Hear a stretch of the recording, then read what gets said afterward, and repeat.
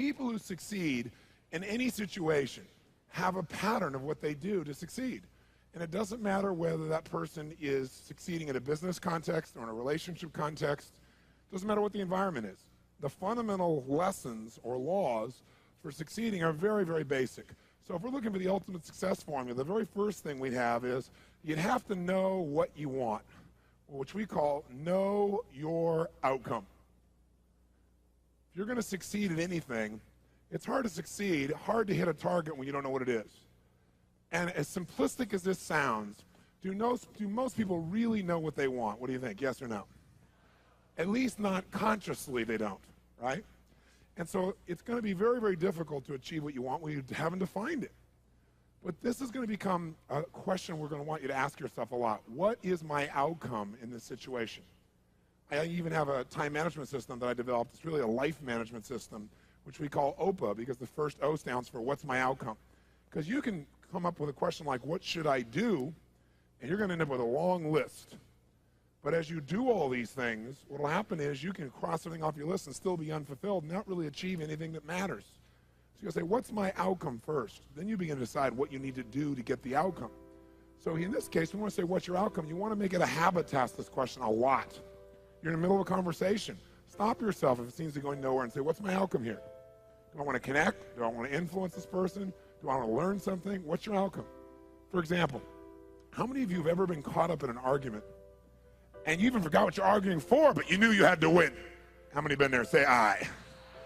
Okay, if in the middle of that argument you were to ask yourself the question, what's my outcome here? I guarantee you your brain would say, well, my outcome is not to fight, my outcome is to resolve this. And as you get clear on what your real target is, your behavior will change automatically. So very, very few people know what they want. And the more clear you can get about what you want, the more you can really achieve. So right underneath this is the subset of number one, still number one, just like clarity is power. Clarity is power. The more clear you can become about what it is you really want, the more power you're going to have. Because your brain is like a servo mechanism in a bomb, as an example. When they send a missile out, it has a servo mechanism. It knows what the target is. And when the target moves, it follows it. Well, your brain is very similar. When you decide exactly what it is you want, you start picking up information that you never would have picked up before consciously.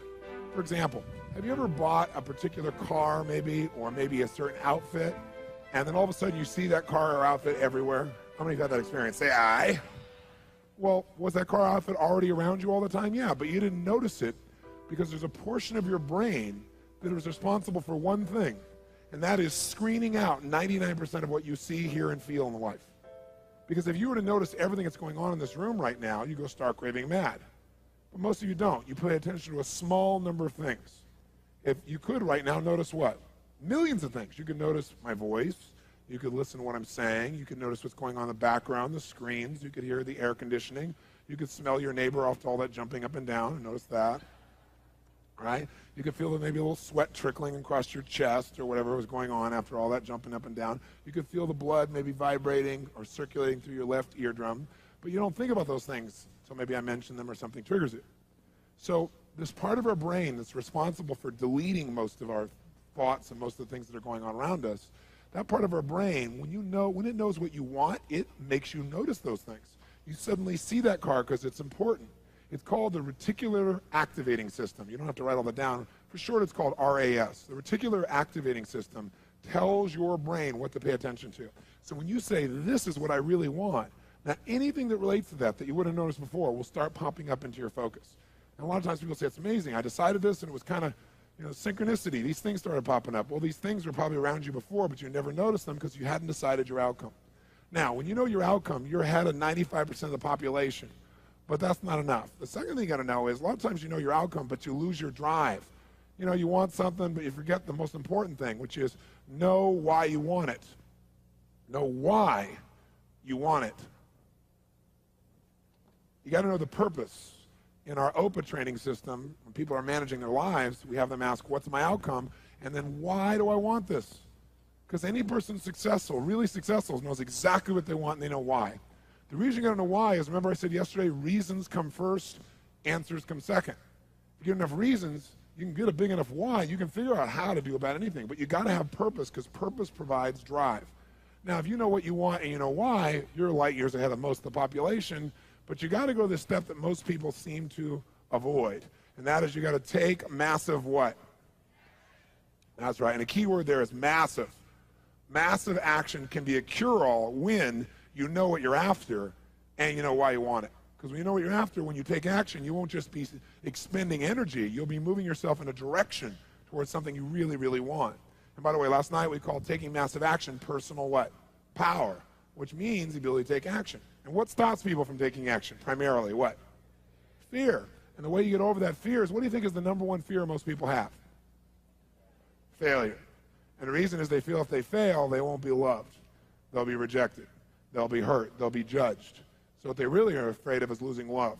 And they think that this rejection, or I should say this failure, will lead to that rejection or loss of love. The truth of the matter is you can't fail unless you don't try. If you try something that doesn't work, you just learn from it, and that'll make you better the next time you go about it. Now, if you know your outcome, know why you want it, and take massive action, you're now in the most small percentile of people on the planet. So what's the next step, though? Well, you can take a lot of action and get caught up in a pattern. Like become so determined that you became like tunnel vision, like, I know this is going to work. And so you keep running east looking for a sunset with total certainty and a lot of belief, high standards, still doesn't work. So what you have to be able to do to succeed so you don't get caught up in some old pattern is you got to know what you're getting. Know what you are, know what you're getting. The word we use for this, as for short, is we call it sensory acuity. Sensory acuity is the idea that you want to become acutely sensitive to whether what you're doing is working or not. You don't want to just say, okay, I know what I want, I know why I want it, I'm just going to make it happen, this is how I'm going to do it. And you keep hammering it and hammering it and hammering it, doing something that doesn't work. And people do this all the time, right? Do the same thing over and over again, expecting a different result. That's called insanity. You can't do the same thing again and again, expect a different result when you can see it doesn't get the result. But we get caught up in our patterns. So we want to get really sensitized, acutely sensitized, sensory acuity, to whether what we're doing is working or not. And by the way, sensory acuity is really the measure of a person's intelligence. What I mean by that is, how do we measure intelligence? Intelligence is a measure of the number and quality of distinctions you have in a given situation. Like, for example, if you talk to Eskimos, that's actually not the politically correct term anymore, I guess it's Inouye. If you talk to an Inouye, what we formerly called Eskimos, you'd find out that Inouye have more than a dozen words for the word snow. More than a dozen. Now, I'm from Southern California. Guess how many words I have for snow? One. I don't see any of it. It's called snow, baby. Right? But they got to know what kind of snow. They got to make more refined distinctions to be effective in the world, to get their outcomes. They got to know what kind of snow you can build an igloo out of, what kind of snow you can take your dogs through, what kind of snow you can eat, right? What kind of snow you're going to fall through. So who has more intelligence, who has more power in that snowy environment? The Eskimo or me? Which one? Eskimo, because they have more sensory acuity. They have more refined distinctions about what each of these elements mean versus I just see it as snow. Now, if you took that Eskimo and you stuck him in my car in Los Angeles, then we'd find out that maybe I have a little more intelligence because he might try to steer the thing using the rearview mirror, right? He just doesn't know. So since he doesn't have that acuity, he doesn't have those distinctions, he wouldn't do terribly well there. See, some people I could hold this up and I could say, what is this? And they'd say, well, it's a cylinder. Other people say, no, that's a blue, white, and black cylinder. Someone else says, no, that's a blue color marker. A few people say, no, that's not just a blue color marker. That is a Pilot super color, bride and wide color marker, and if you get it in your clothes, it'll never come out. Now, which one of those people has more power? 1, 2, 3, or 4? 4, because they have the largest number of distinctions. So now, if you know your outcome, you know why you want it. You got your purpose. You got your drive. You got your A, an OPA. This is outcome, purpose, action. You know the massive action, you're taking action, and you notice if it's working. What happens if you notice it's not working? You're taking action, but it's not getting you closer to your outcome. What's the obvious fifth step? The fifth step is change your approach. Change your approach. If what you're doing, your acuity says is not working, change it. Now, what if you change your approach and that's still not working? Then what would you do? What would you do? Come on, what would you do? Change it again. Keep yourself in a peak state. Sit up in your chair. Some of you have gone back into that deep hypnotic state of learning, I can see. And what if you tried that and it didn't work? Then what would you do? What if that doesn't work? What do you do? And what if that doesn't work? What do you do? What if that doesn't work? What do you do? What if after all that it still doesn't work? What do? And what if you try that and it doesn't work? How many times? Until you find out what works. Do not say to yourself, I've tried everything. That's bull. If you tried everything, you'd have what you want. Well, I haven't tried everything, but I've tried millions of things. Millions? Number them, name them. Well, maybe tens of thousands. Tens of thousands? Name 1,000. Well, maybe 100. Name 100. Well, maybe I did these 2 things over and over again that don't work.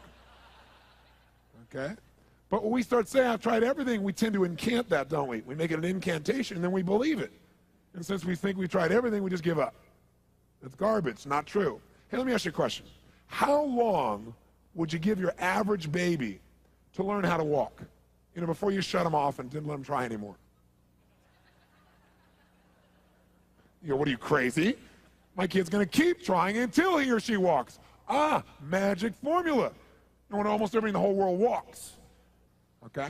So this is the ultimate success formula. It comes down to knowing what you want, why you want it, taking massive action, know if it's working, and simply changing your approach until you get it. That's it. Anyone who succeeds does this. They may not call it Robbins' ultimate success formula, but I guarantee they did it. I mean, corny example. Thomas Edison, these lights in here. Did this guy know his outcome, yes or no? Yes or no? He was absolutely clear. Without knowing the outcome, he couldn't have built that in a million years. It didn't exist before. He had to decide he wanted to create this result without the use of candles. Did he know why he wanted to do it? You bet. You read his writings, this man had a sense of incredible purpose and drive. Did he take massive action, yes or no? Oh, yes.